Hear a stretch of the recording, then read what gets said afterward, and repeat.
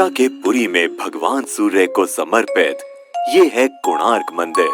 कोणार्क शब्द कोण और अर्क शब्दों से मिलकर बना है। कोण यानी कोना या किनारा और अर्क का अर्थ है सूर्य। इसका मतलब हुआ सूर्य का किनारा। ओडिशा राज्य में ये इकलौता ऐसा ऐतिहासिक स्मारक है जिसे 1984 में यूनेस्को वर्ल्ड हेरिटेज साइट में शामिल किया गया। मंदिर के गहरे रंग के लिए इसे काला पगोडा भी कहा जाता है। इतिहासकार मानते हैं कि ये मंदिर 750 से भी ज्यादा साल पुराना है, जिसका निर्माण 1250 ईस्वी में गंग वंश के राजा नरसिंह देव प्रथम द्वारा कराया गया था।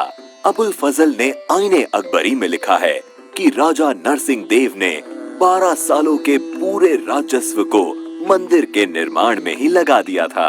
इस मंदिर को पूर्व दिशा की ओर ऐसे बनाया गया है कि सूरज की पहली किरण सीधे मंदिर के प्रवेश पर ही गिरती है। कलिंग शैली में निर्मित इस मंदिर की संरचना रथ के आकार की है। इस रथ में कुल 12 जोड़ी पहिए हैं। एक पहिए का डायामीटर लगभग 3 मीटर का है। ये पहिए मंदिर के मुख्य आकर्षण का केंद्र हैं, क्योंकि ये पहिए घड़ी की तरह समय बताने का काम करते हैं। इसलिए इन पहियों को धूप घड़ी भी कहा जाता है। इन पहियों को आप इंडियन करेंसीज पर भी देख सकते हैं। इसके साथ ही इस रथ में 7 घोड़े भी हैं, जिनको सप्ताह के 7 दिनों का प्रतीक माना जाता है। प्रवेश द्वार पर एक और चीज है जो सबका ध्यान आकर्षित करती है, और वो है द्वार के दोनों तरफ बनी ये मूर्तियाँ। इन मूर्तियों में सिंह के नीचे हाथी है और हाथी के नीचे मानव शरीर है। इन मूर्तियों के जरिए मानव जीवन की समस्याओं को अनोखे तरीके से पेश किया गया है। यहाँ सिंह गर्व का प्रतीक है, जबकि हाथी संपत्ति का।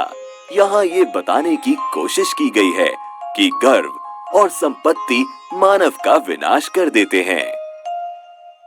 माना जाता है कि मंदिर का निर्माण समुद्र के किनारे किया गया था, लेकिन पिछली 8 शताब्दियों में समुद्र से इसकी दूरी बढ़ती चली गई। कहा जाता है इसके लगभग 2 किलोमीटर उत्तर में चंद्रभागा नाम की नदी भी बहा करती थी, जो अब विलुप्त हो गई है। नदी के वहां होने को भी प्रमाणित किया जा चुका है। मंदिर से जुड़ी एक किंवदंती है कि इसके निर्माण में 1200 कुशल शिल्पियों ने 12 साल तक लगातार काम किया, लेकिन निर्माण कार्य को पूरा नहीं कर पाए।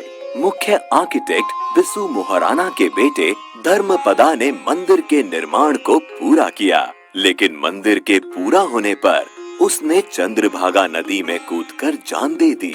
कोणार्क मंदिर के बारे में एक रोचक तथ्य है कि मंदिर के पत्थरों को आपस में जोड़ने के लिए लोहे की चादरों और चुंबकों का इस्तेमाल किया गया था। साथ ही मुख्य मंदिर की चोटी में 52 टन चुंबकीय लोहे को भी लगाया गया था। इन विविध चुंबकों के अनोखे समायोजन के कारण से ही मंदिर में भगवान सूर्य की मूर्ति हवा में झूलती थी।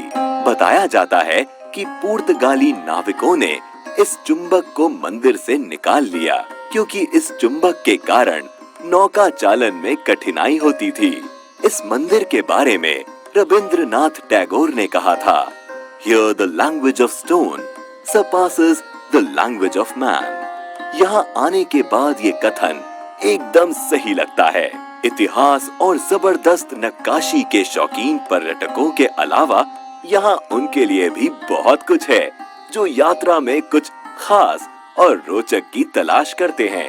साथ ही आप चाहें तो यहाँ होने वाले कोणार्क डांस फेस्टिवल का भी लुत्फ दिसंबर के महीने में आकर उठा सकते हैं। Incredible India।